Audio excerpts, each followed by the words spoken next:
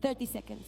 I just want to remind Mr. President that what is happening in the Sahel is only the consequence of what was done in Libya.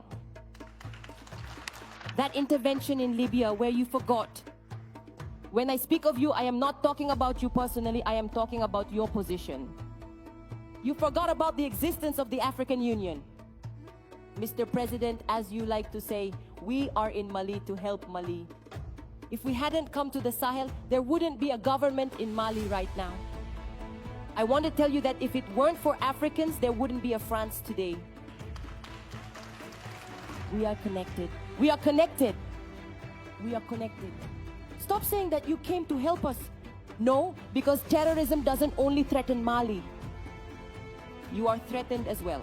Stop making us feel guilty by putting us in the position of victims. But Mom, I'm not making you feel guilty. Mr. President, I haven't finished. I'm not making you feel guilty. I'm trying to actually restore a reciprocal and respectful dialogue. Yes. We weren't there just for our own interests when we arrived in Mali in 2013, that's a fact. However, what you said about Libya, I've said it several times as president, I agree with what you said. In Libya, we did not respect the sovereignty of a people, and that was a mistake. All right, thank you for acknowledging that. And if you recognize that, you'll see that what is happening in the Sahel is only the consequence of that intervention. So you are in the Sahel to correct the mistake you made in Libya. And in trying to correct those mistakes, you are making other mistakes. Mr. President, I remind you that foreign military intervention has never solved a problem.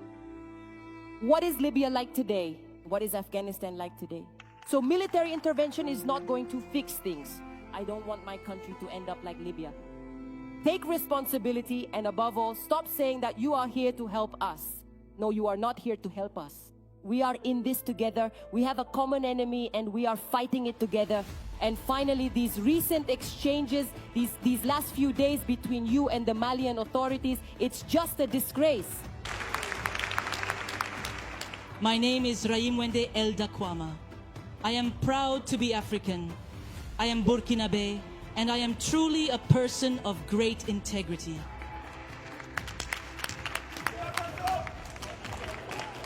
Thank you. So, there is absolutely no need for me to specify that all of my remarks today will be guided by truth, by sincerity, and by complete frankness. Without any filter, Mr. President. My point will revolve around all these perceptions. And if we are to talk about perceptions and these false concepts that are incompatible with the reality of our people, we must especially address the outdated, unsuitable, and demeaning vocabulary that still appears in your speeches and in those of your institutions when you speak to Africa or when you raise funds to help Africa. Among these expressions, there is one that always catches my attention and in the end bothers me. Development aid. Mr. President, aid, as long as it does not help, as long as it does not lead to freeing oneself from aid, as Thomas Sankara said, must be done away with. Because aid, that kind of aid, makes one a slave. This kind of aid prevents people, populations from making it on their own through their own abilities because they are capable of it, Mr. President, and you should know that. The best is within each of us, no matter our origin. So I will continue by quoting here the late Joseph Kizerbo, an African intellectual. Surely you know him, you read a lot. Isn't that right, Mr. President? He said, and I quote, "You don't develop people, people develop themselves." End of quote. So if you can't develop people, you also can't help them develop. Development aid has been circulating in Africa for nearly a century. It doesn't work.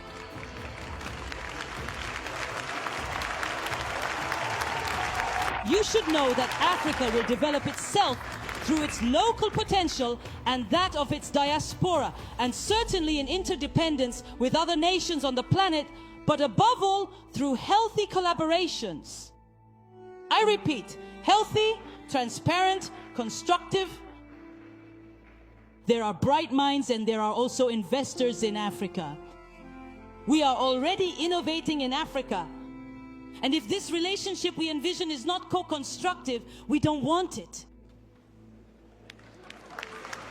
So is it over? So it's over with expressions like Save Africa. Let's help develop Africa.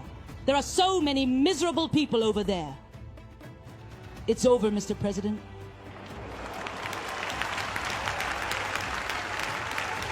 So, if we truly must live together, simply because we absolutely have to, it will be in a state of interdependence, I repeat. But above all else, it must be in mutual respect and a deep appreciation for one another. This is the only way forward. Mr. President, you wanted this summit to be different. You called on us, civil society, fully aware that all we can do is say what we think. You are a president, you can make decisions, so let everyone take responsibility at this summit. Mr. President, I'm going to propose some concrete actions to you. Do you know? I think you do. The AFD, the French Development Agency, will soon turn 80 years old. This is an opportunity to do things differently. Start by changing the name and change the substance as well. As has been said so well, we want partnerships that are clear, that are transparent, where we too can speak, where we have a say, where we can also take action and bring both intellect and financial resources to the discussion table. I will finish. I will finish because I really enjoy exchanging with Mr. President.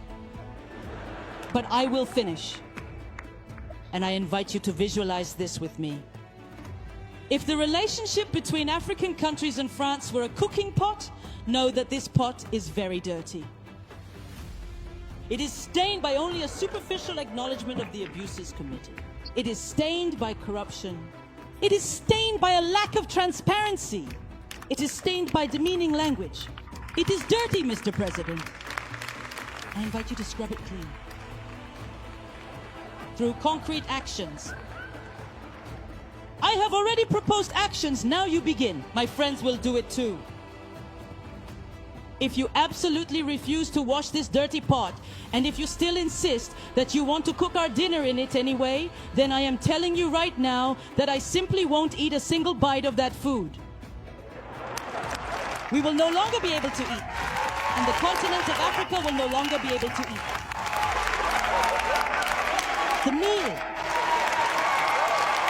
Just listen to this. The meal. The meal. The delicious meal will soon be ready, but you will be the only one sitting at the table with such a difficult appetite. A word to the wise.